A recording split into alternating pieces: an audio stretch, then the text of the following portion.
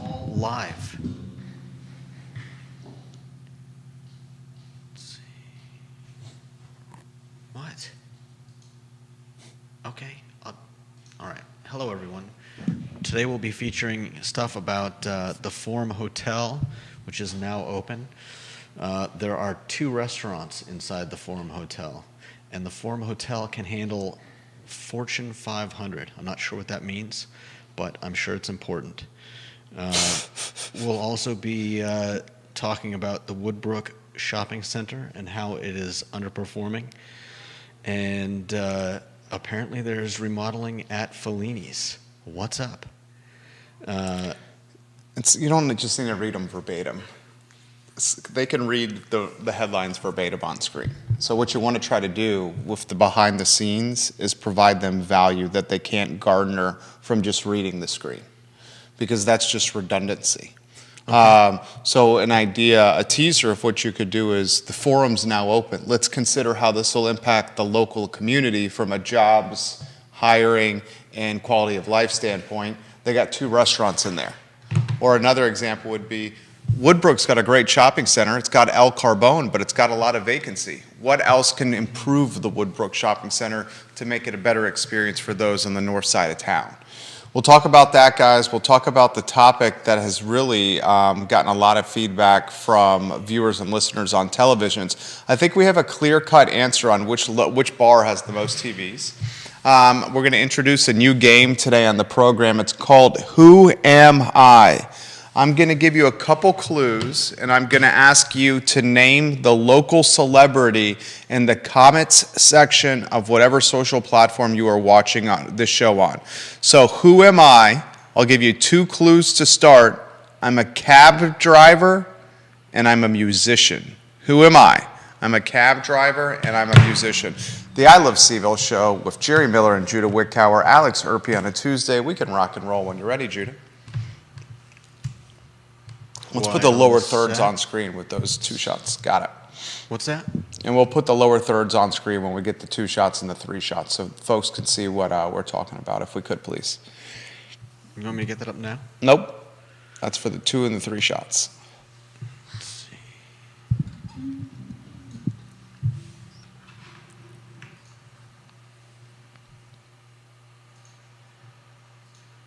Quiet on the set.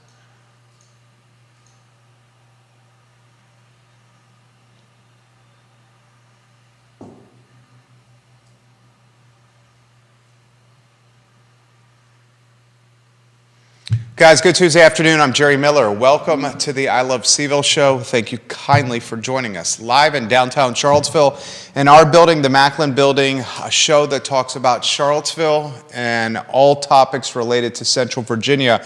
If you want to look at the screen now, you'll see headlines we'll talk about, including the Forum Hotel, now open at the Darden School UVA grounds. This project is significant. It's massive. It will undoubtedly have an impact on the economy locally. It's got 2 restaurants inside it. It's got conference space and meeting space for Fortune 500 companies to consider Charlottesville for a retreat, a corporate retreat, new jobs, new places to live. Folks need places to live that work here. All those topics and more on today's program. I want to talk the Woodbrook Shopping Center today.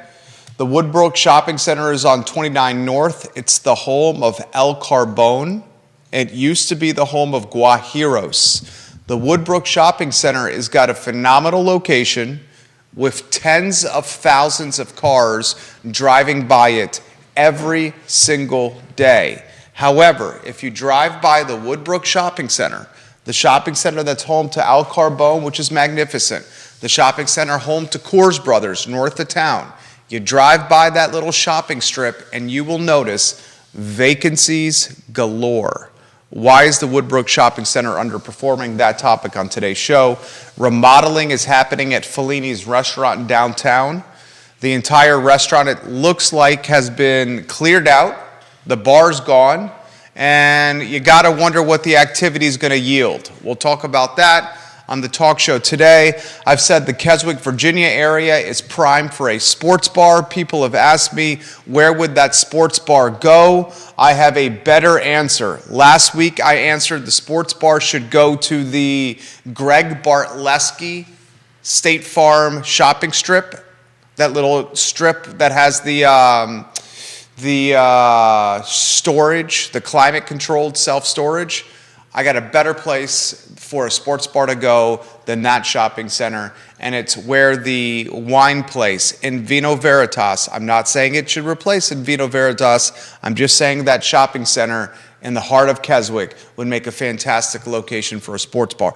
A lot we're going to cover on the program. The show is dynamic, so you, the viewer and the listener, can help shape the conversation, the tempo, and what we discuss here. Judah Wickower will undoubtedly drop a Yiddish reference or two to appease our Yiddish fans on Twitter and Facebook, YouTube, LinkedIn, and viewers on other social media platforms. If you'd like to see something from us, just put it in the feed. I want to start the program with some follow from yesterday's show. We talked about council and a very realistic scenario of Charlottesville Council, City Council, being all male, 5 men, 4 white men, 1 African American man, Juan Diego Wade. That was the topic, one of them on yesterday's program, and I asked you, the viewer and listener, how would you feel if Charlottesville City Council was a leadership team of 5 men, including 4 white men? Very, very real possibility. Deep Throat says on Twitter, by the way, Jerry and Judah, you were talking about diversity on City Council. Charlottesville City is 15% African American, so 1 of 5 on council technically means an overrepresentation by statistical standpoint and demographics standpoint. That's a great point. That's Deep Throat on Twitter. I want to talk Forum Hotel. Let's weave you in on a 2-shot. I'll let you weave in the Yiddish reference at your leisure, my friend, as your Yiddish vocabulary becomes a coveted aspect of this program. The Forum Hotel, if you guys have not had a chance to drive by there, I believe our good friend Judah Wickower has not, is a pretty significant project. It's a Kimpton Hotel. Kimpton, a respected brand in the hotel business. This is the first Kimpton Hotel on a university campus or grounds.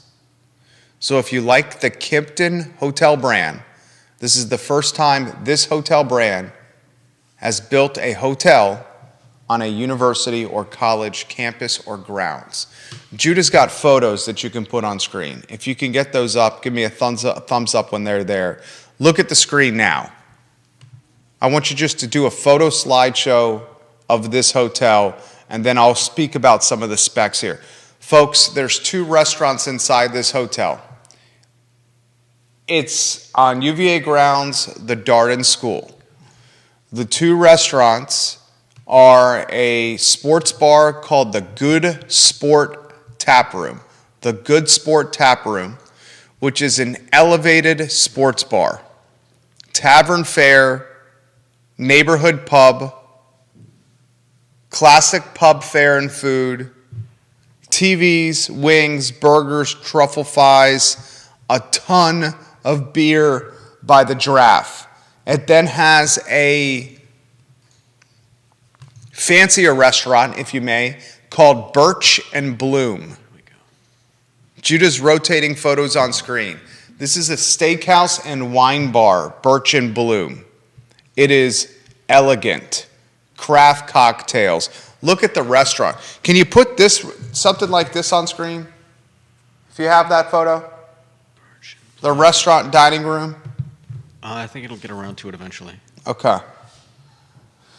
The reason I'm talking about this place is you got a place for corporate retreats that can legitimately manage the flow of a Fortune 500 company. You got 2 restaurants, you got a hotel on grounds, you got an elevated brand, you got more jobs being created with this infrastructure, this hotel, these two restaurants. I see friend of the program, Christian Kelly, one of the founders of Maya Restaurant. Christian Kelly is now working in the kitchen at the Forum Hotel. He's a rock star. Ricky De Jesus, formerly the general manager of the Clifton, now at the Forum Hotel. I mean, you got a beautiful facility that can accommodate from a staying overnight bedroom standpoint, hotel rooms, from a restaurant's standpoint, from a conference center standpoint, from a weddings standpoint, from an events standpoint. It's right next to the Darden School, which we know big-time companies are going to come here to recruit talent from Darden, one of the top MBA programs in the world. This is significant, and it's flying under the radar. And it's flying under the radar because there's such massive projects being built in the Charlottesville ecosystem that they're all overwhelming each other. Data Science School is being built. The Paul Manning Biotech Institute is in the news cycle. This is in the news cycle. The other hotel property that Boar's Head and friend of the program Russ Kronberg are going to run are in the news cycle. The conference center that's coming in the news cycle. They're all distracting us from the significance of the project. If the Forum Hotel was built alone on UVA grounds and there was no other development, this would be the talk and toast of town.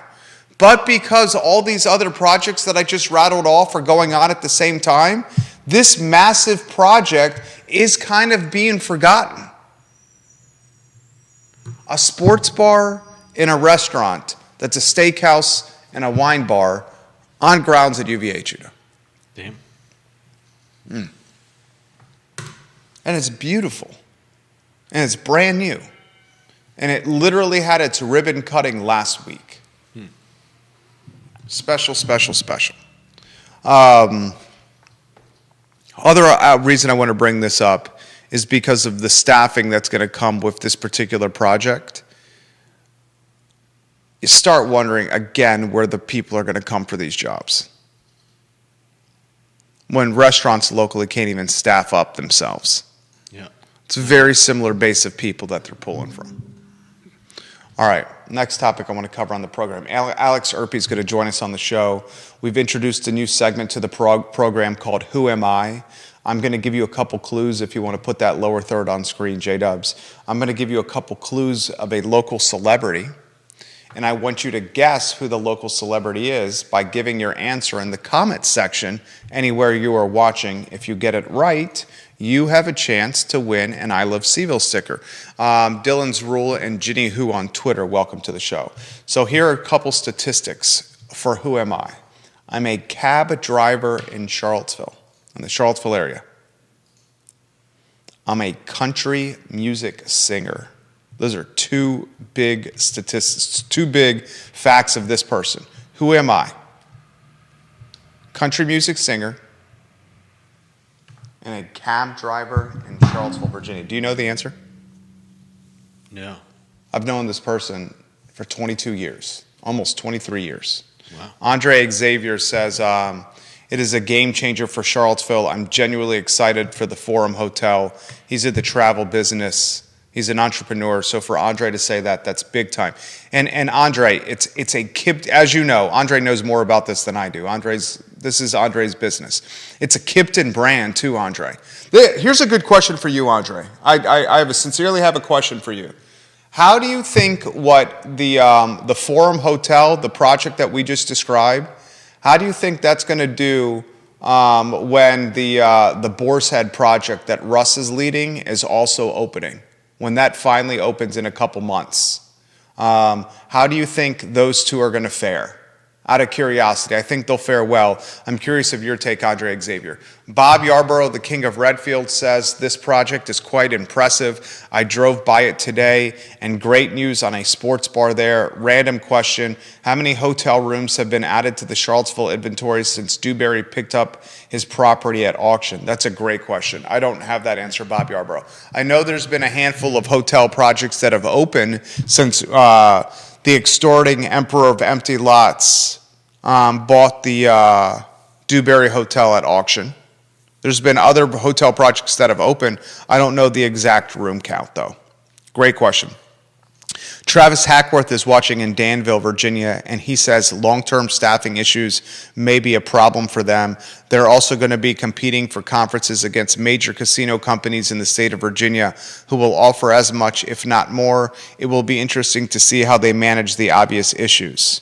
And Andre says the J1 visa is a great solution for entry-level management positions. That is how I came into this country, the J1 visa. James Watson says Darden Hotel is also not being talked about because Darden debatably seems exclusive and off limits to most everyday people in Charlottesville. Also, it's tucked away from main travel routes. However, it is a huge new asset. That's a great point. Yeah. Great point, James Watson. I'm responding to that comment. That also is an aspect of why this Darden Hotel is not on the tip of our tongues. While Darden undoubtedly is part of UVA, it's the graduate business program at UVA, it oftentimes has its own bubble or its own exclusiveness and does lack a little bit of the approachability that comes with undergraduate UVA. No doubt. That's a great comment from you, James Watson. I'm responding to that. I would not be surprised if James Watson gets the trivia. Who am I? I'm a cab driver and a country music singer. More tips coming in if people don't know the answer. Olivia Branch says the forum is an amazing addition to the hospitality community. She was at the ribbon cutting, Olivia Branch, the queen of Keswick. Jason Howard, that's what I'm wondering. The king of Rio Road, Jason Howard, is asking, are these hotels and conference centers going to poach talent the same way Wegmans did? Remember when Wegmans opened at 5th Street Station? A lot of the A players and B players from local restaurants went to Wegmans to work. Yeah. And that really had an impact on local restaurants because Wegmans could offer benefits and perks that local restaurants could not. Mm-hmm. Set schedules, health care, paid vacation, perks that local restaurants cannot offer. Yeah. Okay, so will these two hotels, this is a great question for Andre. Will the two hotels, the Darden one and then the one the UVA Foundation is doing, plus these two conference centers, plus the restaurants inside them, will they be the next Wegmans effect for businesses that rely on frontline workers for staffing? Very good question from the king of Rio, Jason Howard. I'm going to respond to that. What do you think, Judah Wickhauer? I think it's likely. There's only there are only so many people in Charlottesville, and there are only so many people working jobs of that ilk in Charlottesville. yeah, And folks that are working jobs of that ilk in Charlottesville are getting fewer and farther between. yep. And as as prices continue to rise and housing becomes harder to come by, I don't see that issue going away. Andre Xavier, who legitimately makes his living and pays his mortgage and his bills through travel and through corporate events and folks visiting this area. He's the owner of Seville Hop on Tour, Charlottesville Travel, Patch Brewery, and a host of other brands. He knows this business better than I do. He says the Forum Hotel plus the hotel and conference center that the foundation UVA is doing, Those two will be required to step up their game. Competition is the best motivator for hotels, and the more lodging options we have, more people will come to visit. It's a win-win. Kipton is a major hotel brand, and they will help promote Charlottesville on a national platform. Kipton's commitment to local food and beverage experiences is a perfect match for Charlottesville. Olivia Branch, the Queen of Keswick, who is also in the travel, leisure, hospitality, and hotel business, she says 60% of Forum's corporate business will come from the Darden School. We should not underestimate this. In any other time, this would be major news. That you have a hotel with a conference center opening next to the Darden School that's going to attract business, recruiting, corporate events, and Fortune 500 new business, incremental business from outside the area. We have not had this. Yeah. Folks, Blackstones, the BlackRocks, the Fortune 500s coming here for recruiting and wine and dine events. This is incremental revenue for Charlottesville. This also further pinches the supply chain of labor for frontline workers in that $15 to $20 hour clip. If your business is associated or tied to staffing at the $12 to $20 an hour clip, your business has got some serious headwinds in front of it. Because there's a lot of new competition opening up that's going to go after your $12 to $20 labor. And the Kipton perks, what Kipton can offer is certainly going to be similar to the Wegmans effect that local business cannot offer. No doubt.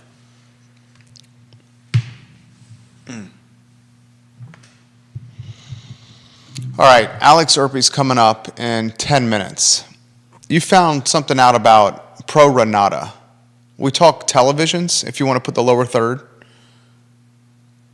Thursday of last week and yesterday, we said, what restaurant in Central Virginia has the most televisions?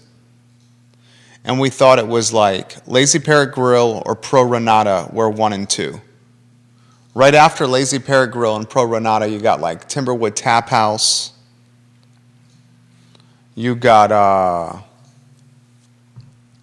Three Notch has got TVs. I love Three Notch. We were at Three Notch for brunch on Saturday. Dave Warwick, I got your text message. He listens to the show, and he said you were talking about a brunch story from Three Notch. We had a great brunch at Three Notch on Saturday.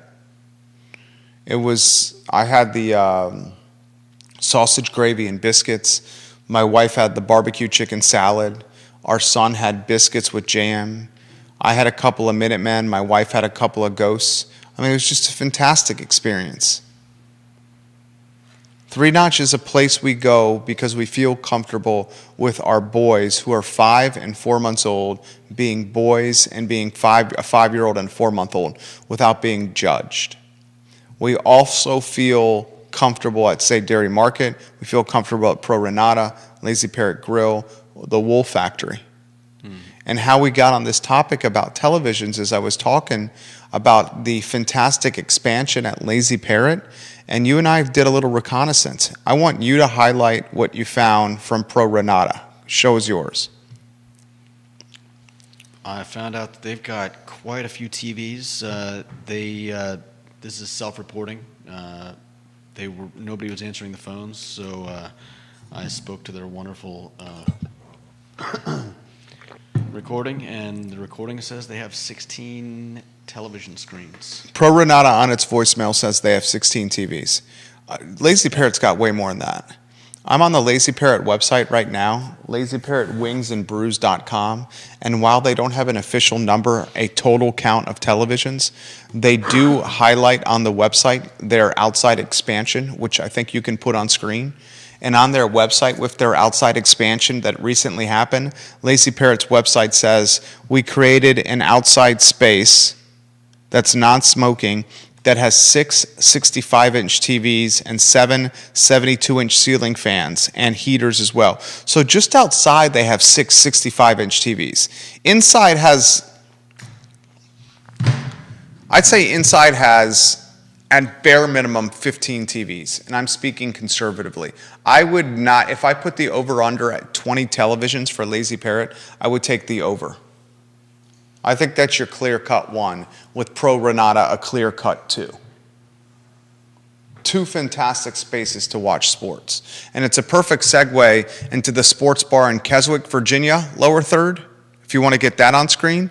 I said last week that a sports bar in Keswick would be incredibly popular and very well supported.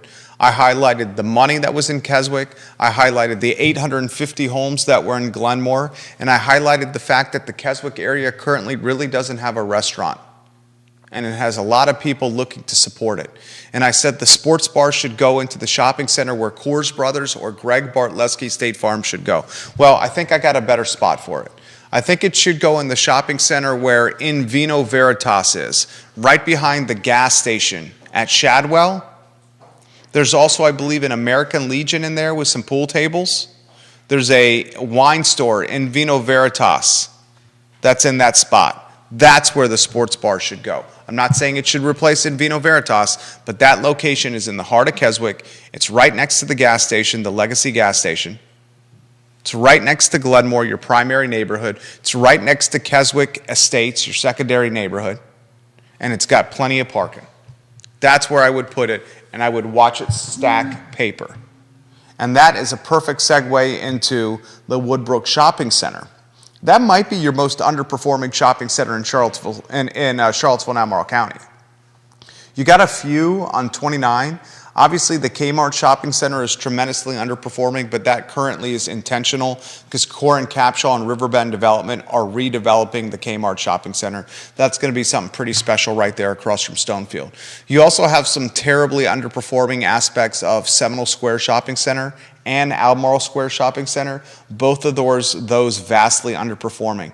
But in totality, in the grand scheme of things, Woodbrook Shopping Center might be your most underperforming shopping center in Charlottesville or Albemarle County. You got the Woodbrook neighborhood right there. You got tens of thousands of cars that drive by the Woodbrook Shopping Center that's home to Al Carbone and Coors Brothers. They drive by there every day. You go to the back of the Woodbrook Shopping Center, it's almost completely empty. You got Christian Salon there, fantastic place to get a haircut, and a church, and maybe a remodeling company, and that's it. That might be your most underperforming shopping center in Charlottesville, Albemarle County. Can you think of any others? No, not right now. I'd have to drive around and check out. So you can't think of any others? No. Okay. Do you get to that side of town? Why do you think that shopping center is underperforming? I think that corridor right there past the bridge is kind of like it's almost like a liminal space. It's past the bridge. You're talking about past the newly constructed Rio Road underpass is what you're talking about. I wouldn't call it newly constructed. It's within the last 10 years. Yeah. I would, that whole area, unless you're going to Rio Hill Shopping Center to, go shopping at Kroger or stop at Lowe's or the ever popular Chick-fil-A. I kind of feel like that whole strip of road, 29, is kind of like a throughway. You're saying people are just trying to haul ASS, yeah, and get away from there as quickly as possible. Yeah, once you get to Rio Hill Shopping Center, I think it feels like everybody's either stopping at Rio Hill Shopping Center or continuing on towards, Target and this is why I highlight Woodbrook. Forest Lakes. What neighborhoods do you have right there? You have the Woodbrook neighborhood. You have the Carsbrook neighborhood, literally next to this shopping center, and it still cannot maintain occupancy. It was home to Guajiros. Guajiros got popularity, then it left. The most popular brand in that shopping center is either Al Carbone or Coors Brothers. Can anyone else name a brand in the Woodbrook Shopping Center besides Al Carbone or Coors Brothers? Bocelli? Is that still there? I don't know. I can check. Are they still around?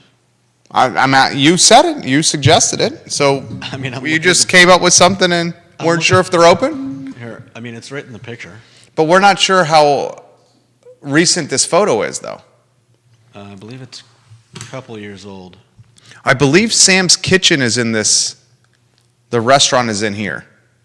Is Vicelli still there? Their website's still up. Neil Williamson watching the program. He says with the Kipton Hotel, with the Forum Hotel, this new property will attract Monday through Thursday occupancy, which is where Charlottesville Hotel occupancy is soft. He's exactly right. Matt Daring, I got that right. Matt Daring. Sam's Kitchen is there, he says. Thank you, Matt. That shopping center could be so dope. There's a neighborhood literally behind it. Literally a neighborhood behind it. It's across the street from a Chick-fil-A. It's across the street from a Lowe's. I mean, that's not going to help it. It's getting thousands of people visiting a location across the street from you is not going to help it? Who doesn't want to be across the street from a Chick-fil-A? The visibility? Okay, I still don't think it's going to help. Just because somebody stops at Chick-fil-A doesn't mean they're going to drive across the street and stop in a little, in a little shopping center. Just because they go to Chick-fil-A and they drive and they go to Chick-fil-A for their chicken nuggets, they'll see the shopping center across the street, though. It'll at least get some visibility. I mean, that's fair. I mean, that's why I'm so shocked that no one opens a business. That's why I'm shocked that no one opens a business next to Bodo's or the UVA corner. Why doesn't someone open up a business literally right next to Bodo's on Preston? You got 1,000 people a day going to Bodo's, 1,500 people a day, and what's the business literally right next to it? The Writer's Workshop. Someone explain that to me. I mean, you can't just evict them and give it to a better company. It's not up to the landlord to determine who's going to be renting the business. It's up to the tenant to choose to rent there to capitalize on the popularity of Bodo's Bagels.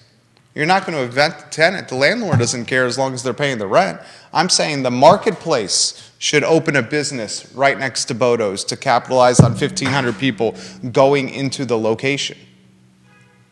It's like the same thing when a big brand does market research and chooses to open its big box brand on a corner in a location, in a corner in a city. That big box brand choosing to open a location on that corner makes all the real estate on that corner more valuable.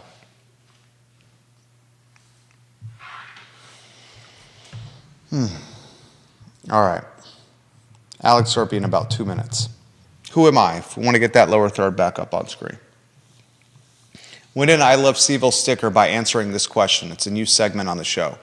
I'm a cab driver. I'm a country music singer. I've been in Charlottesville or Waynesboro for most of my life. And I used to tour with big country music acts. Who am I? I love, who am I? I also have an affinity for pretty girls that are UVA college students. Who am I? There could be so many people in this time. Bill McChesney, you're exactly right. Choo Choo Town was absorbed by El Carbone. In fact, Choo Choo Town was the sister brand for El Carbone. Anybody know who I am? Has anyone got this right? I think the only person to get this right so far is James Watson. Do you know who it is? The answer, Judah Wickhauer? Did I ask you that already? You did. I wouldn't have any way. Do you know, Alex, do you know as you come over here? Cab driver, country music singer, been in Waynesboro and Charlottesville for most of his life. Has an eye for pretty gals that go to the University of Virginia. Likes a cold beer or two. May utilize a cane to get around these days. I've known this person for 23 years.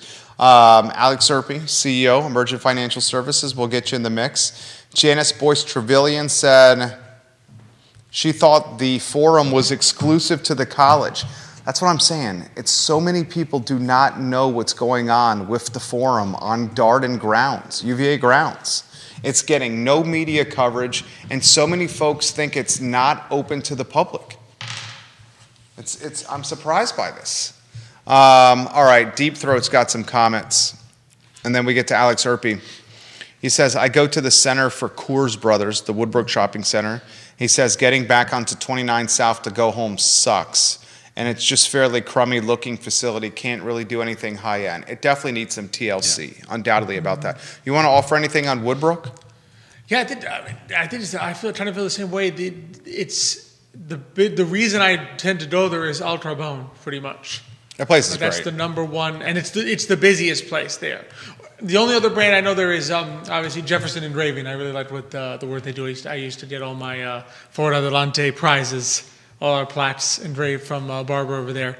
But yeah, that's pretty much the reason. I think the challenge too is that even though you have the Lowe's and the Chick-fil-A across the way, if I'm correct, my family knows I'm directionally challenged. If I'm correct, there's that mall with the Kroger right next to Lowe's on the same side of 29. So you'd have the challenge of would people actually think it's worth it if you're going to Lowe's?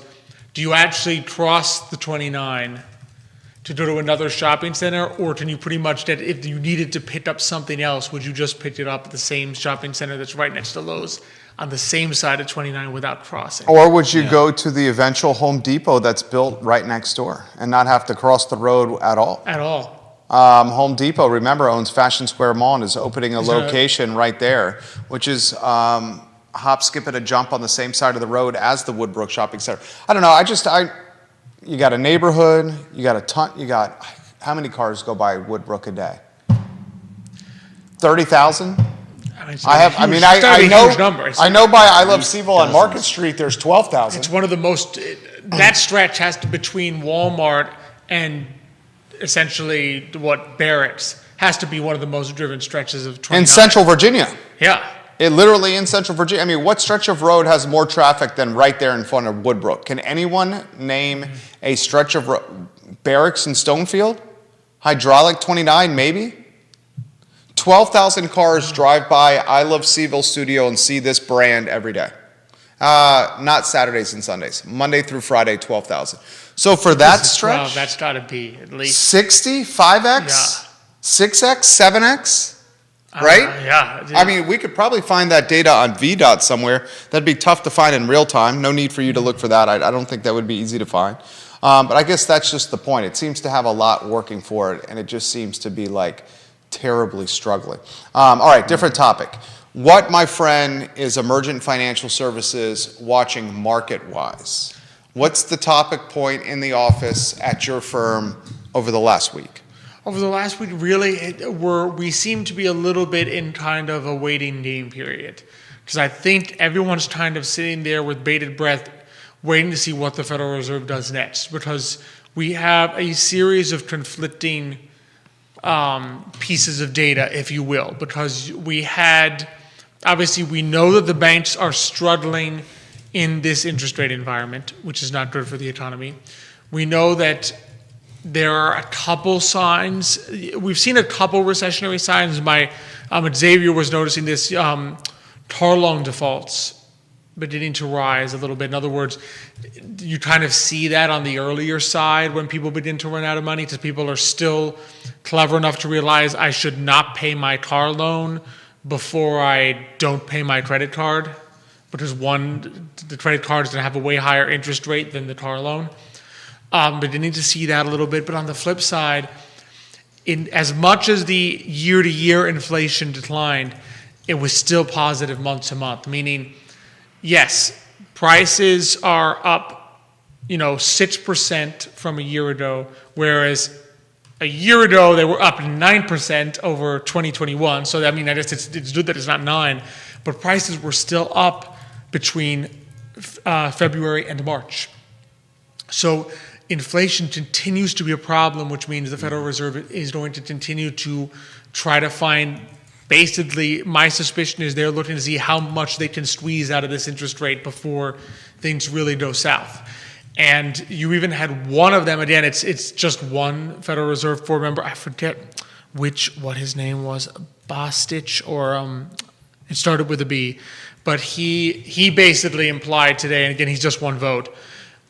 He basically implied that he'd like to see one more and then basically a pause in which they don't know when they're coming back. So one more quarter point. Yeah, basically one more quarter point, and then an indefinite pause on interest rate hikes.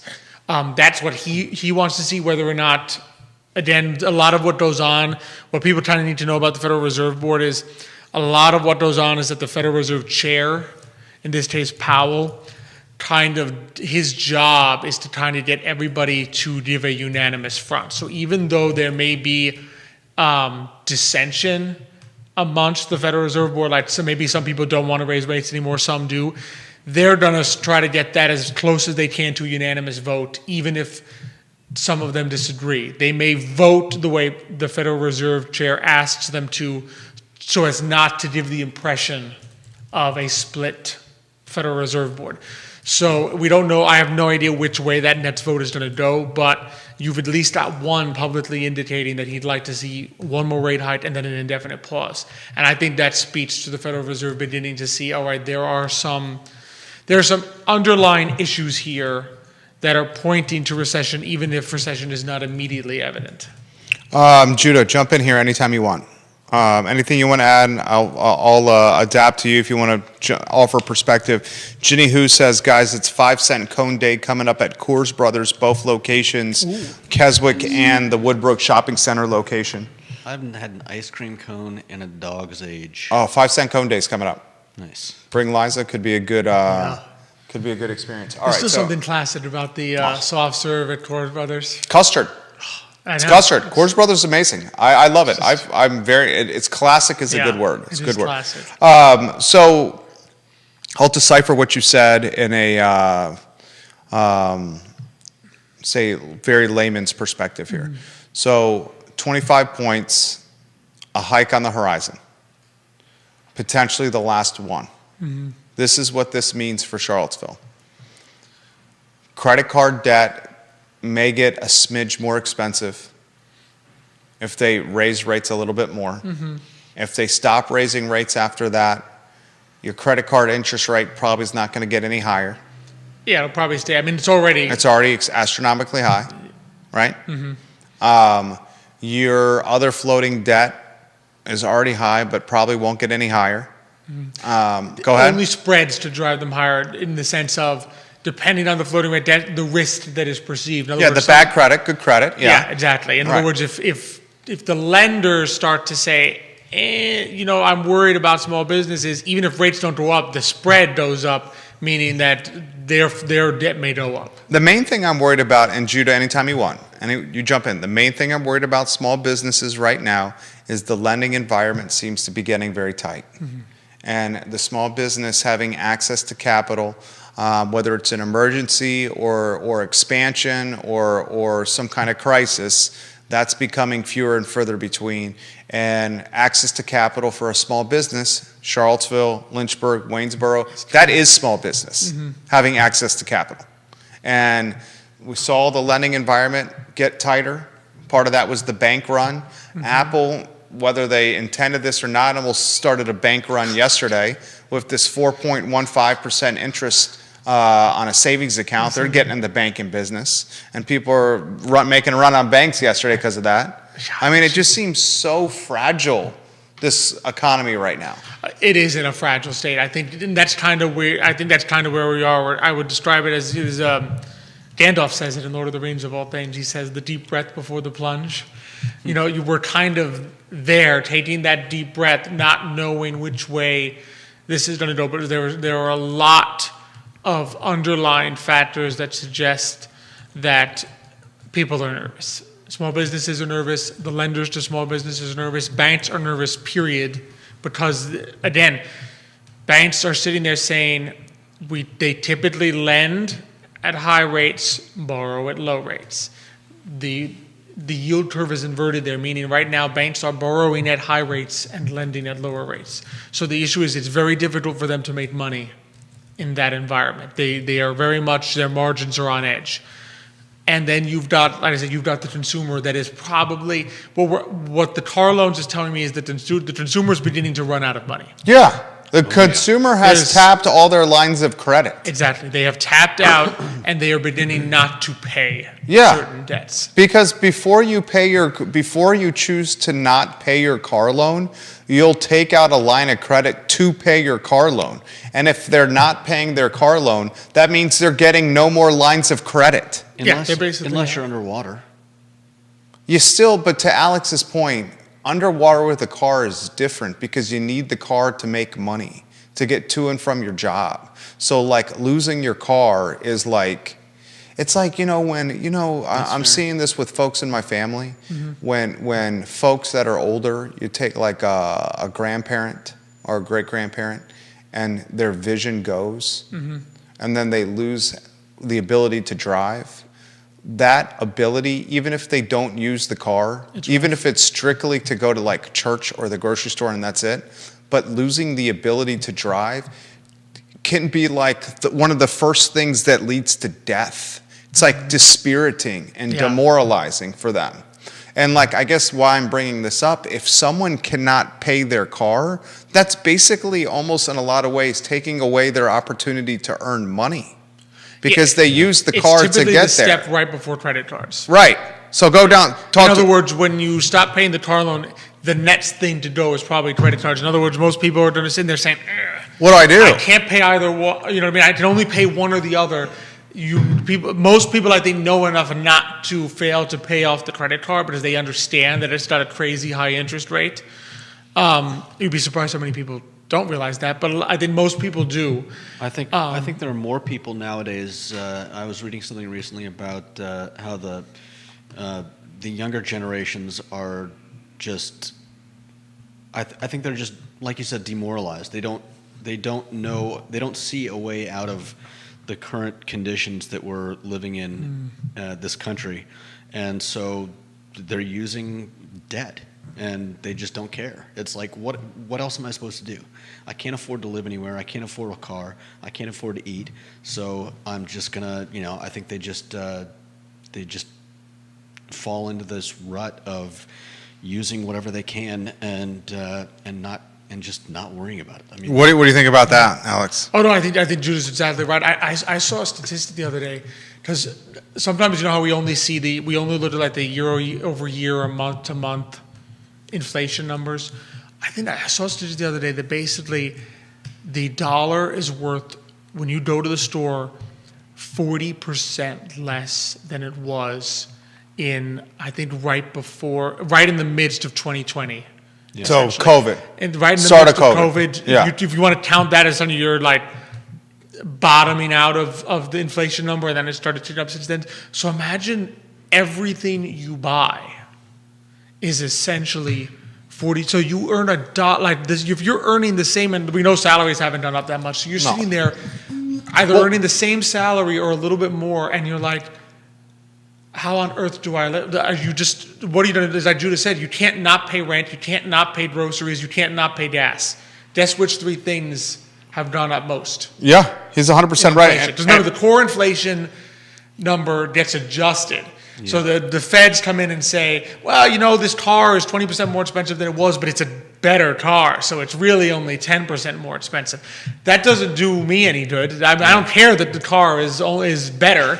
I only care that I can't afford it, right? So most of those things that adjusted, but food, gas, rent have gone up the most. You can't not pay them. Yeah. Right? So people take out debt.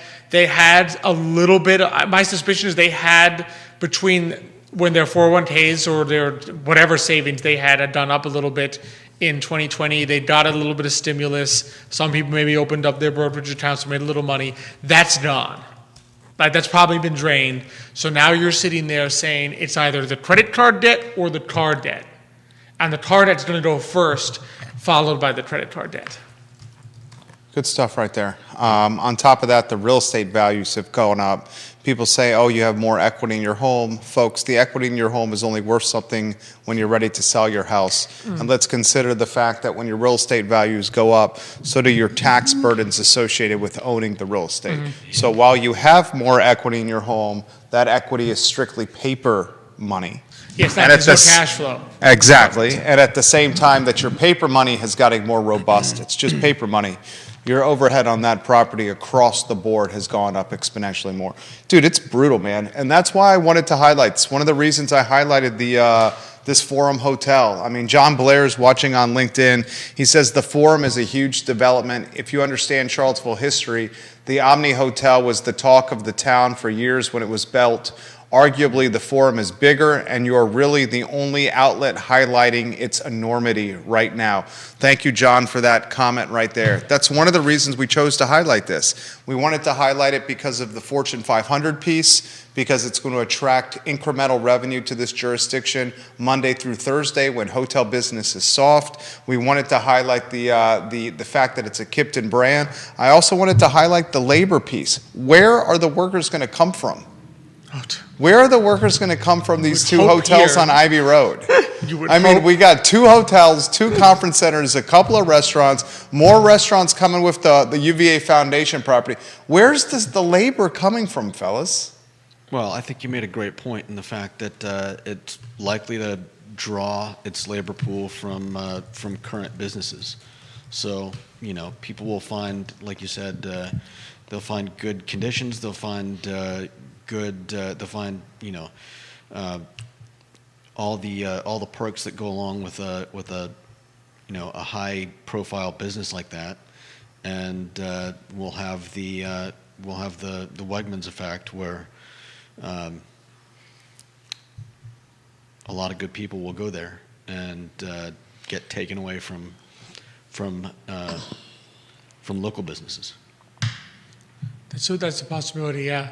It'll be counteracted somewhat by the fact that we're beginning to see just overall, and I think the Charlottesville too, labor probably is not as strong as it was. We talked about how that wouldn't last forever. Labor's not in as good a bargaining position as it was a year ago, 2 years ago.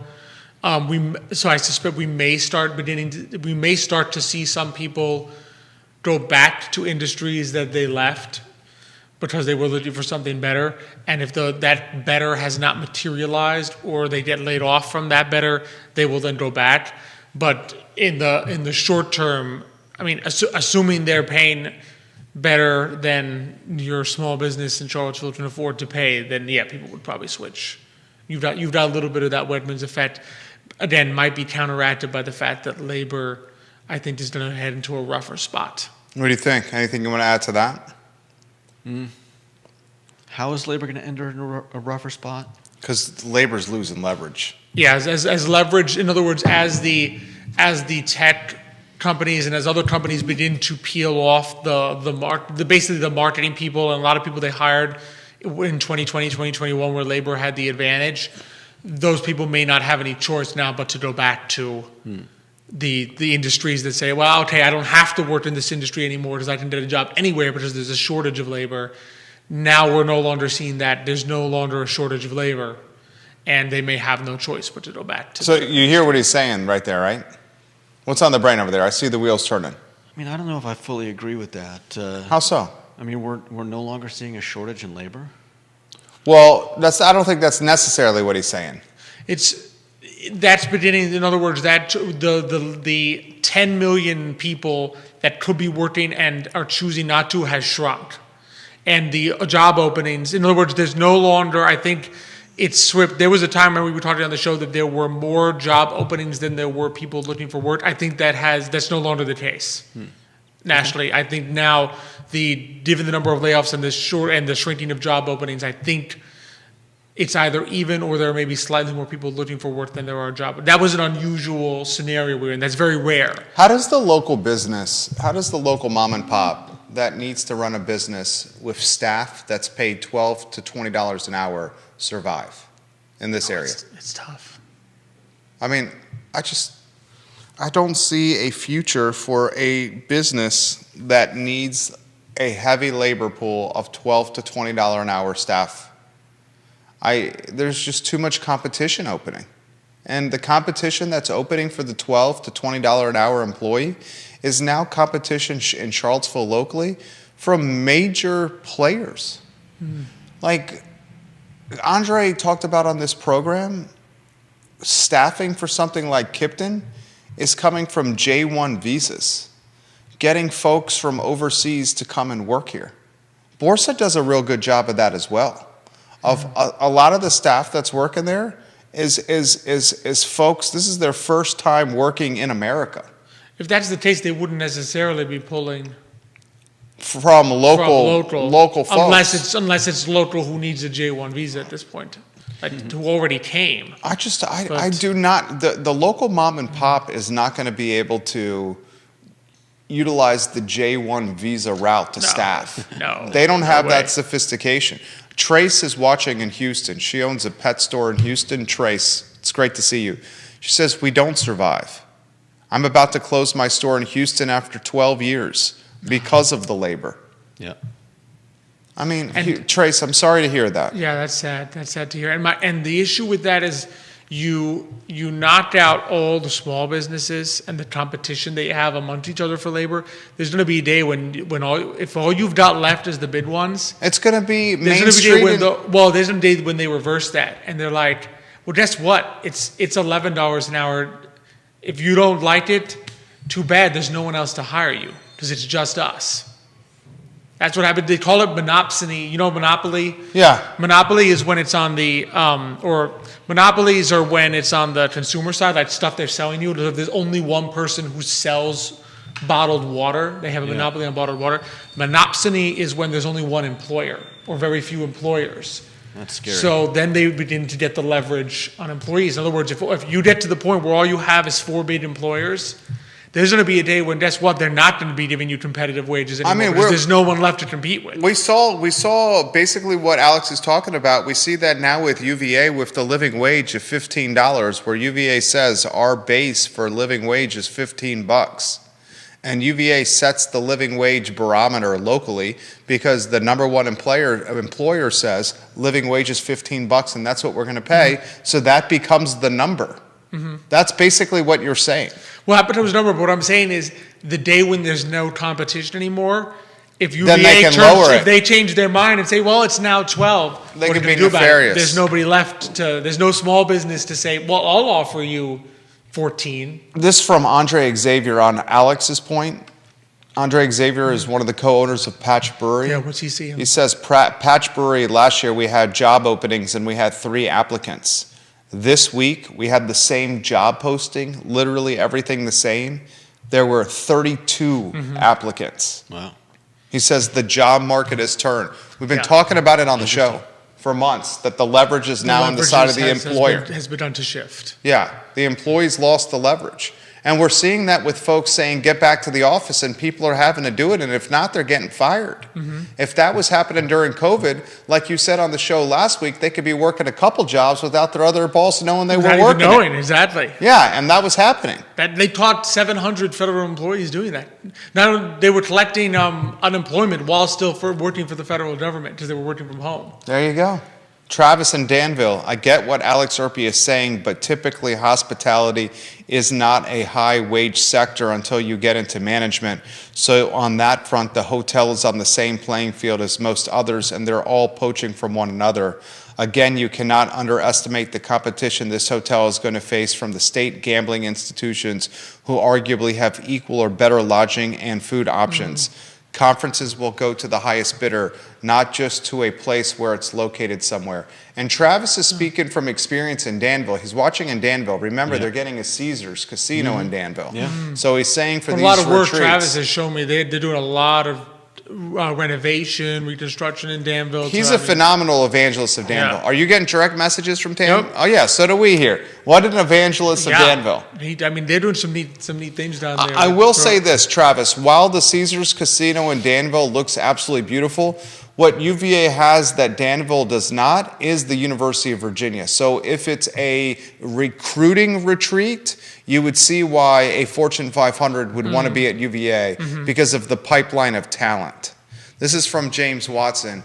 Waynesboro has the new Amazon warehouse. I think in Charlottesville and immediate surrounding areas, they don't have enough population to keep multiple large hotels fully staffed, particularly since those jobs won't pay enough to live. I believe they definitely will have to provide opportunities for people from abroad the way Farmington does. Borsa doing that too, Farmington doing that too. A lot of the ones that have money and depth and sophistication and resources are staffing their food and beverage positions from Europeans. I mean, you see that all over the place. Last time I visited Portland, Maine, we went to the grocery store, and there were apparently, I think it was Sudan, was really, really big in exporting their people to America, and a lot of them end up in Maine. And the same thing with the Outer Banks. Whenever we go on vacation there, you stop at the grocery stores, and there are people talking. I don't know if it's Romanian or what it is, but Central Europeans, Eastern Europeans, are pretty much 100% of the people running the registers and bagging your groceries. Ginny Who says the 5-cent cone day is today. Literally right now, and This it's is it. packed. 5-cent cone day at Coors Brothers, both locations today. Neil Williamson also says, he's commenting on what Andre is saying on a different page. Neil Williamson says the lack of direct flights to Charlottesville will also negatively impact the competitiveness of conferences. No doubt. The direct flights and lack thereof will Yeah. certainly impact Danville and Charlottesville, both of our jurisdictions Yeah, for these that's for big-time corporate 500 conferences. All right, so where do you want to go here? Where you expecting quarter a point? That's what I suspect. Again, I don't. There's only one saying that they should. No matter what, it's going to be a quarter of a point. They're not going back to 50 basis points. I'd be stunned if they went higher. Quarter of a point. What I don't know is whether that will be an indefinite pause after that in terms of raising rates, or if they're going to try to squeeze another one in. But there's at least, in other words, there's at least beginning to be an appetite on the Federal Reserve Board to say, let's do one more and then stop for the time being. So whether that will come to pass, I don't know, but I think we can, I would be pretty sure that we can bake in another quarter of a point, but nothing higher than that. Albert Graves says, so they're outsourcing local jobs to Europeans instead of filling those vacancies. That's tough because they take the money and bring it back to their home instead of keeping it locally each year. Janice Boyce Trevelyan says Whole That's Foods. partially true. She says Whole Foods Charlottesville is also doing something similar to what you were talking about with the grocery store. It is partially true. They still have to buy food. They still have to live somewhere. They still have to pay for transportation some way. Whether A lot of the lodging whether is it's car and subsidized gas by the or- employer. When That's still money going into the local economy. Yeah, if the Yeah. employer subsidizes, it's still going in. Yeah. Yeah, what happens? Some percentage The of the savings. earnings you would imagine would go back To Europe. the family, but it's not as though they then pick up, move, and then go live in. They're living here and spending the money here. Right. The What happens is percentage that's going home is very small.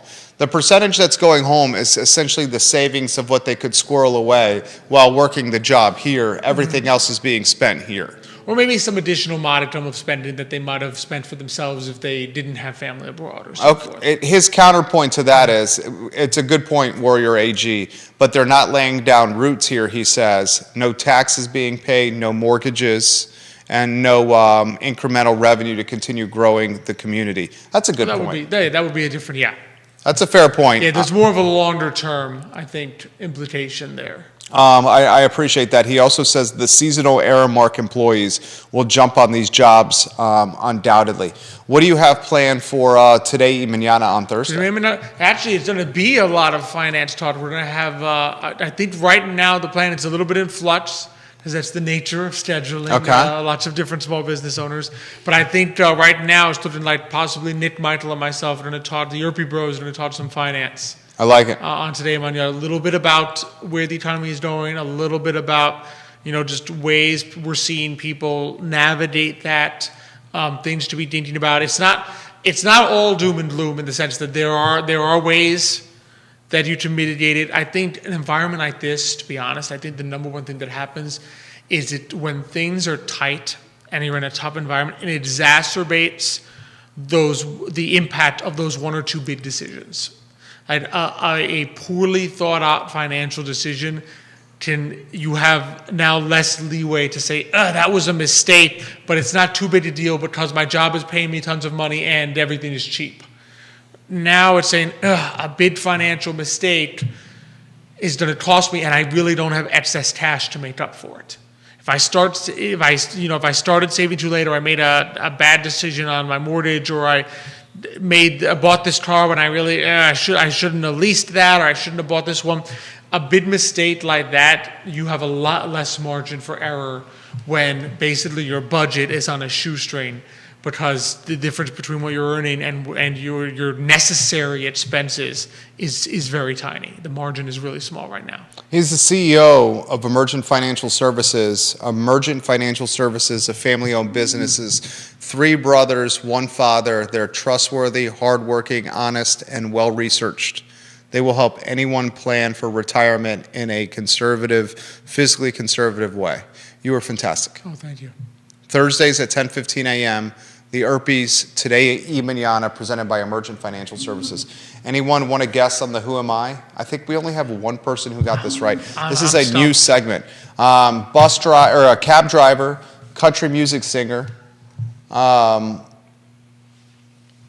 gets around with a cane these days, has an eye for a pretty gal in a sundress that goes to the University of Virginia.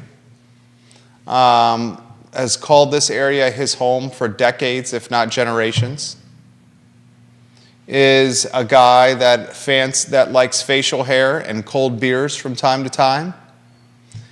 His venues for playing music are all over town, in particular the UVA Corner, in particular the outside bar at Coupe de Villes. He would routinely play a set on Tuesday night at Coupe de Villes. Viewers and listeners, who am I? Put the comments in the comment section. Did someone successfully guess that? Only one person has got it right. Do you have that lower third on? The who am I? Anyone want to jump in?